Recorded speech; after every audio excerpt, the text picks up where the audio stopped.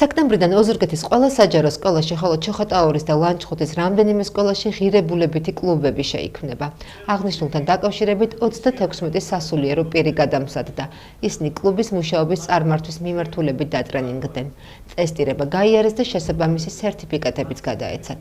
სერტიფიკატები სასულიერო პირებს საპატრიარქოს საზოგადოებასთან ურთიერთობის სამსახურმა გადასცა. აღნიშნული ტიპის კლუბები საქართველოს რამდენიმე ეპარქიაში უკვე ფუნქციონირებს და ის განათლების სამინისტროს და საპატრიარქოს ერთობლივი პროექტის ღირებულებითი განათლება შემადგენელი ნაწილია კლუბი, რომელში გაწევრიანებაც მოსწავლეებისთვის ნებაყოფლობითი იქნება, მოსწავლეებში ქრისტიანული ღირებულებების დანერგვაზე იმუშავებს.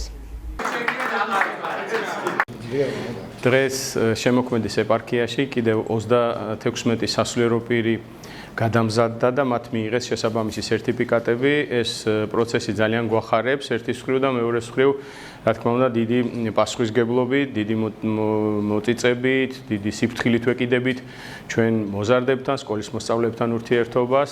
ღირებულებითი კლუბი ფაქტობრივად იკრებს ძალას სკოლებში და ეს არის ჩვენთვის მნიშვნელოვანი გამოწვევა, რომ ეკლესიამ თავისი სათქმელი თქვას ქრისტიანულ ღირებულებებზე დაყრდნობით და აღმოჩნდეს თანამედროვე მოზარდისათვის კარგი გზამკვლევი, კარგი ნავიგატორი, კარგი მიმთითებელი